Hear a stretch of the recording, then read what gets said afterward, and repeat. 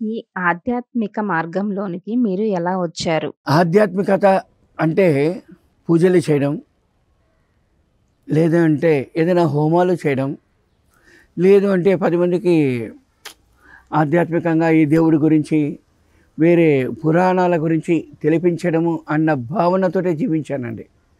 కానీ ఆధ్యాత్మికత అంటే ఆది అంతము లేనిది అన్నది తెలుసుకోవడం జరిగింది. మరి ఆది అంతము లేనిది అన్నదానికైనా నెక్స్ట్ లెవెల్లో మనం చూసామనుకోండి, మన జీవన విధానమే ఆధ్యాత్మికత. మన జీవన విధానమే ఆధ్యాత్మికత అన్నది చాలా క్లారిటీగా తెలుసుకోగలిగినామండి. ఇదే సత్యం. నేర్చుకోవడం అన్నది స్టార్ట్ చేసిన తర్వాత ఎంతైనా నేర్చుకోవచ్చు. అంటే అనంతమైనది నేర్చుకోవడం అనేది అనంతమైనది. ఆ అనంతమైన దాన్ని అసాధ్యమైనది సుసాధ్యం చేసుకోవడమే ఆధ్యాత్మికత.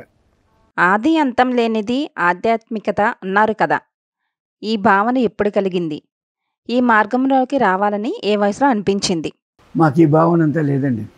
ఒకటే, గుడికి వెళ్తే తీర్థం తీసుకోవచ్చు, ప్రసాదం తినచ్చు. ఇది మా స్టైల్. ఆధ్యాత్మికత అంటే గుడికి వెళ్ళడం అనేది తెలుసు, అంతే, ఇంకేం తెలియదండి.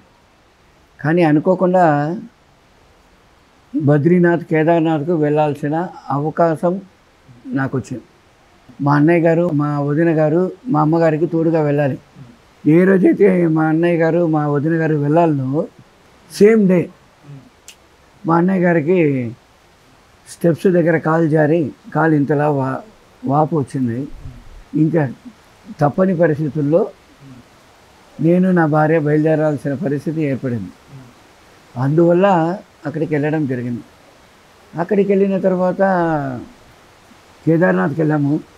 ఆడ వాళ్ళు చెప్పారు, భగవంతుడి యొక్క అనుమతి లేదే మీరు ఇక్కడ అడుగు కూడా పెట్టలేరు, కాబట్టి మీరు రావాలని ఉంది, అందువల్లే మీరు వచ్చారు, వారు కాదు మీరు రావాలని ఉంది, అందువల్లే మీరు రాగలిగారు అని ఒక మాట చెప్పారు. నేను నవ్వుతూ ఉంటుంది అంతే, ఇంకేం మాట్లాడను.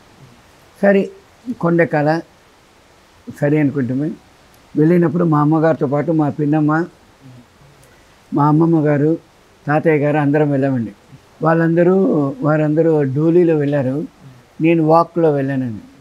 వెళ్తూ ఉంటే మధ్యలో ఒకరు ఆపారు. క్యా బా అంటేనే, ఏ బుడ్డు మరగయ్యా, ఏ అప్నా ఆద్మీ అని అన్నాడు. నేను చూశాను, ఒక నిమిషం చూశాను. ఏ హమారా ఆద్మీ నయ్యే, హమారా గ్రూప్ సే ఆయా తో మేరా ఆద్మీ నయ్యే అనేసి నేను పైకి వెళ్ళిపోయాను. నాకు ఇది ఒక ప్రశ్నగానే మిగిలిపోయింది. నాకు తెలియకుండానే నేను ఆ మాట చెప్పడం జరిగింది. పైకి వెళ్ళాం. వెళ్ళినప్పుడు మేము మొత్తం 79 మంది వెళ్ళాము. 17 మంది మాకు అక్కడ ఈ దర్శనం అనేది చేయడం జరిగింది. సో నేను కూడా వెళ్ళాను. అక్కడ వెళ్ళినప్పుడు వాడు ఏమన్నాడంటే, తట్ట తీసుకొని స్వామి అంటాడు. నాకెందుకు రావని పోరా అంటుంది. సార్ మీరు తీసుకుంటే మాకు భోజనం వస్తుంది సార్, మాకు ఒక పూట భోజనము మాకు ఎవరు రాలేదండి, మాకు ఎలా గడుస్తుందండి భోజనం అన్న వెంటనే. ఓ నీ భోజనం గడుస్తుందా, అయితే 2 తట్టలు ఏంటివి, ఎందుకు సార్ అన్నాడు. ఇవరా బాబు అనేసి 2 తట్టలు తీసుకున్నా. వెళ్ళాను. లోపలికి వెళ్తే స్వామి రా అన్నాడు. వెళ్ళానండి. అందులో ఏదో నూనె నిన్నమంది పోసాడు, పూలంతా చల్లాడు, అలా ఇలా అనేసి ఏదో సెట్ చేశాడు. తిరిగి చూసి పట్టుకో అంటాడు. ఏం పట్టుకోవాలంటే, పట్టుకో అన్నాడు. పట్టుకోవడం ఏంటి, దేవుని పట్టుకోవడం ఏంటి అన్న భావన నాలో కలిగిందండి. దేవుడే అయితే కూడా పట్టుకోవచ్చు, పట్టుకోండి అన్నాడు. పట్టుకున్న వెంటనే నాకు కరెంటులో వేలు పెడితే ఎలా షాక్ కొడుతుందో అంతటి షాక్ కొట్టింది. ఇది ఒట్టి రాయికి ఇంత శక్తి ఉంది అంటే దేవుడు ఉన్నాడా లేదా అన్న ప్రశ్న వద్దు మనకి. దేవుడు ఉన్నాడు, కరెంటు కొట్టింది కదా, దేవుడు ఉన్నాడు అన్న భావన కలిగిందండి మనసు ఫస్ట్ టైం. నెక్స్ట్ ఆయన ఆ నూనె ఎంత పూసాడు, వెళ్ళండి అన్నాడు. కిందికి వెళ్ళాను. ఎంత తేజస్సు, బాడీలో ఎంతో బరువు తగ్గినట్టు ఫీలింగ్. నేను వెళ్ళిపోయానండి. వెళ్ళిపోయిన వెంటనే మా తాతయ్య గారు చనిపోయారు. ఆయన ఊరికి పంపడం అనేది ఏదో చేసుకున్నారు, వాళ్ళు చేసుకున్నారు, మనకు సంబంధం లేదండి, సైలెంట్గా ఉంటుంది. కేదార్నాథ్ నుంచి బద్రీనాథ్కి వెళ్ళామండి. బద్రీనాథ్కి వెళ్తే పిండ ప్రదానం చేయాలన్నారు. పిండ ప్రదానం చేయడం అంటే నాకు ఇవన్నీ నచ్చదు, ఇవన్నీ వద్దు అని చెప్పాను. నోను మీరు చేయకపోతే ఎట్లండి, బద్రీనాథ్ పిండ ప్రదానం చేస్తే చాలా పవిత్రం అండి, మీరు చేయాలండి అని చెప్పారండి.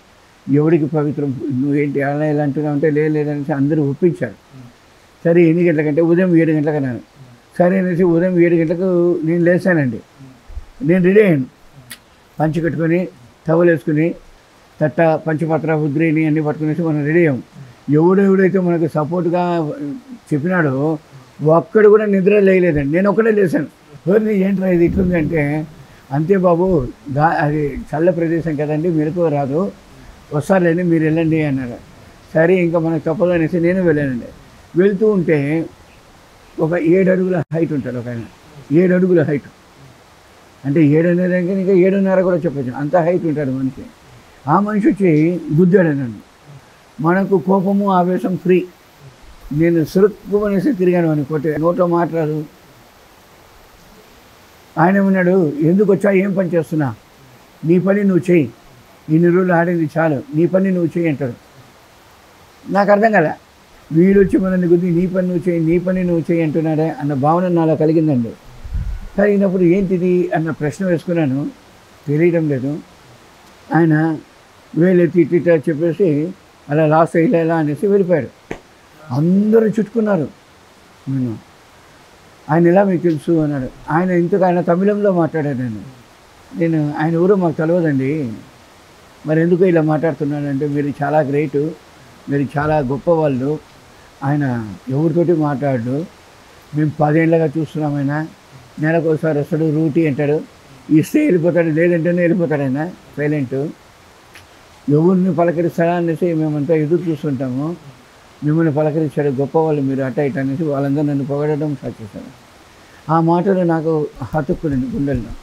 ఎవడబ్బైనా ఇంత గొప్పగా మాట్లాడుతున్నారు, ఎవడైనా అనే ప్రశ్న నాలో మొదలైందన్నమాట. ఏ ప్రశ్న లేదు మనకు, హ్యాపీగా జాలీగా జోవెల్గా తృప్తిగా పరిపూర్ణంగా ఆనందంగా తిన్నామా పడుకున్నామా తెల్లారినా, ఇది కాన్సెప్ట్లో ఉంటుంది. ఇటువంటి కాన్సెప్ట్లో నుంచి ఫస్ట్ టైము ఎవరైనా అనే ప్రశ్న నాలో మొదలైందండి. నాకు ప్రశ్నగానే ఉండింది, ఏంట్రా ఇంతమంది మనల్ని ఇంతగా పొగిడారు, అసలు ఎవరైనా అనేసి నేను ప్రశ్నించుకుంటూనే ఉంటుంది. మా అమ్మగారిని కూడా 3 to 4 times అడిగాను. పడుకునేసామండి. పడుకుంటే మిడ్ నైట్ ఒక 1 గంటప్పుడు మహావతార్ బాబాజీ అనేసి మెసేజ్ వచ్చింది. నాకు చెప్తున్నారు ఎవరో మహావతార్ బాబాజీ అనేసి. నేను లేచాను, మా అమ్మగారిని లేపాను, రేయ్ చలేస్తుంటే ఏంట్రా నీ గోలా అని. అమ్మ మహావతార్ బాబాజీ ఎవరమ్మా అంటే, నువ్వు పోరా బాబు బయట పోయి ఎవడైనా అడుగు, నన్ను ఎందుకు డిస్టర్బ్ చేస్తున్నావు, చలేస్తుంటే నీ సోది ఏంటి అని. నేను లేచి బయటపోయానండి. ఎవరు కనిపించా, గమ్మున అక్కడే కూర్చునేసి ఆలోచిస్తూ ఉంటుంది, మహావతార్ బాబాజీ అంటే ఎవరు, ఇదే ప్రశ్న నాకు, ఇంకేం లేదు.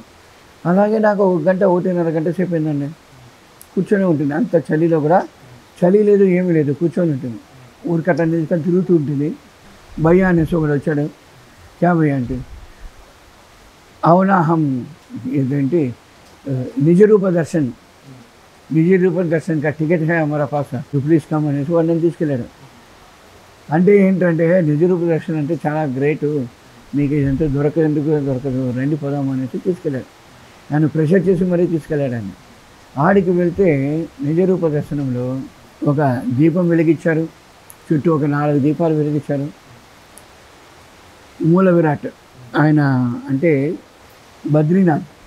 బద్రీనాథ్ మూలవర్లను ఒక్కొక్కటిగా తీసేస్తున్నాను. ఏంటి ఆభరణాలు తీస్తూ ఉంటే ఒక మనిషి ఇలా వేలల్లో వేలు పెట్టుకొని, చపాంకాలు వేసుకొని వేలల్లో వేలు పెట్టుకొని ధ్యానం చేస్తున్నాడు, ధ్యాన ముద్రలో ఉన్నాడు. ఇది నిజరూప దర్శనం. వారు చూపిస్తాడు, ఈయన నెత్తి చూపిస్తాడు, ఇలా మెత్తగా ఉంది, ఈ కనుబొమ్మలు చూపిస్తాడు, ఇది ఎలా అంటే దిగుతుంది, పెదాలు చూపిస్తాడు, ఇదంతా మీసాలు ఉన్నాయి, పెదాలు చూపిస్తాడు, పెదాలు మెత్తగా ఉంది, ఈ కండరాలు చూపిస్తున్నాడు.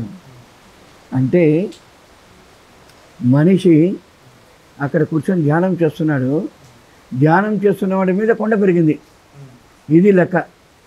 అదే బద్రీనాథ్. సో ఆ బద్రీనాథ్ను ఇంత సింపుల్గా చూస్తాననేసి అనుకోలేదండి.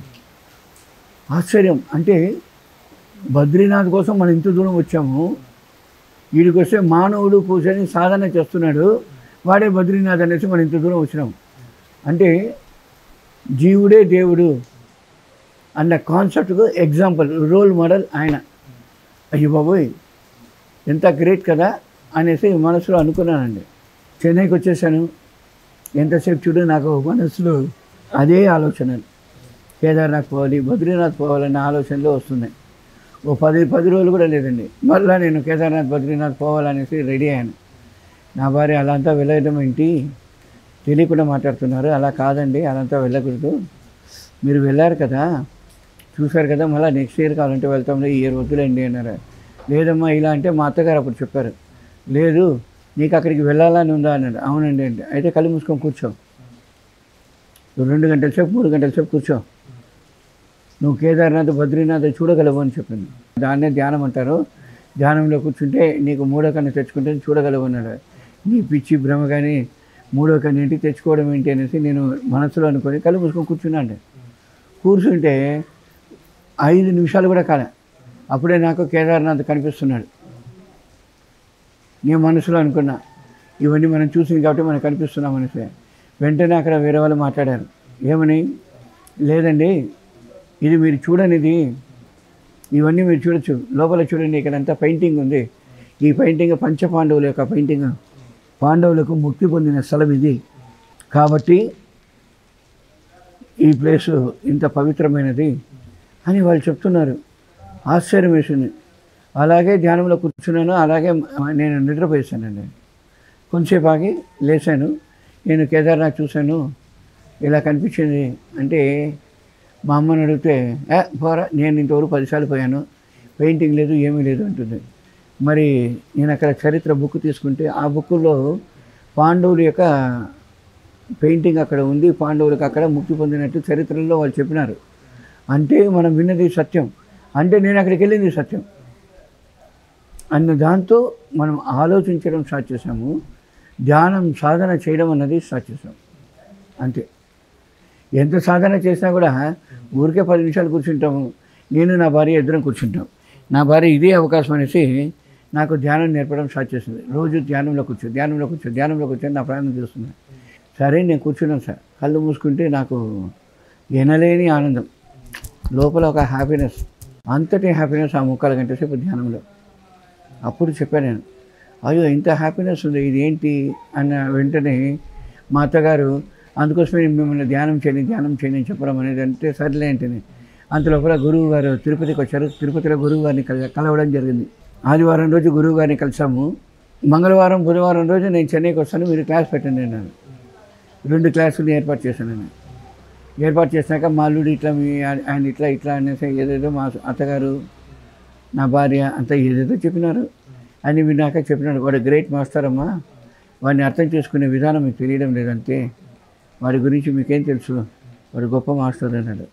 నాకు ఆశ్చర్యం ఏమిటంటే, నా ఫ్రెండ్స్ ఎవరంటే 3గా డివైడ్ చేయొచ్చు. ఒకడు రాజకీయవేత్తలు, 2 విధవలు సోమరిపోతులు, 3వది పోలీసులు. సో వీళ్ళే, ఎవడు మంచోడు మాత్రం కాదు. సో వీడితో సావాసం అంటే మరి నా గుణం ఎలా ఉంటుంది? అటువంటి వాడికి ఈ ఆధ్యాత్మికత ఏంటి? నేను మంచోడని చెప్పిన మొట్టమొదటి వ్యక్తి పత్రిజీ. నేను అనుకున్నా పత్రిజీని మొద్దు ఉండా కొడుకు, అట్లా తిట్టుకున్నా, మొద్దు ఉండా కొడుకు, నన్ను మంచోడని చెప్పిన ఏకైక వ్యక్తి అనేసి నేను అనుకున్నా. ఇంకేం జగదీషు అని భుజాన్ని చేశాను. ఏమీ లేదు సార్, మీరే చెప్పాలి సార్ అంటే. ఎవరికి నేను అర్థం కాను, ఆయన అందరూ మొద్దు ఉండా కొడుకు అనుకుంటారు. అంటే నేను లోపల అనుకున్న ఓడు అలాగే ఆయన యూజ్ చేసినాడు. అబ్బో బాబోయ్, నాకు ఒళ్ళు జిల్లని అనిపించింది. అయిపోయిందని ఆ నిమిషం పత్రిజీ గారికి నన్ను సరెండర్ చేసుకున్నాను సార్. ఇంతవరకు వెనక్కి కూడా తిరిగి చూడలే. గురువాక్య పరిపాలన తెలిసినంత ఒకటే, గురువాక్య పరిపాలన. గురువు అంటే పత్రిజీ. ఎంతోమంది గురువులు, యోగులు, మహర్షులు, ఋషులు, దేవతలు, అవధూతలు ఎంతమంది ఉన్నా కూడా వీరందరినీ మనం పరిచయం చేసినవాడు గురువు. ఆ గురువుకు తని మర్యాద కదండి. ఆ గురువే మనకు మూలం, ఆ గురువే మనకు మార్గం. కాబట్టి ఆ గురువుకు మనం ఎంత చేసినా తక్కువే అన్న ఒక క్లారిటీ ఆ నిమిషమే కలిగిందండి. అలాగే జీవిస్తున్నా ఈరోజు వరకు.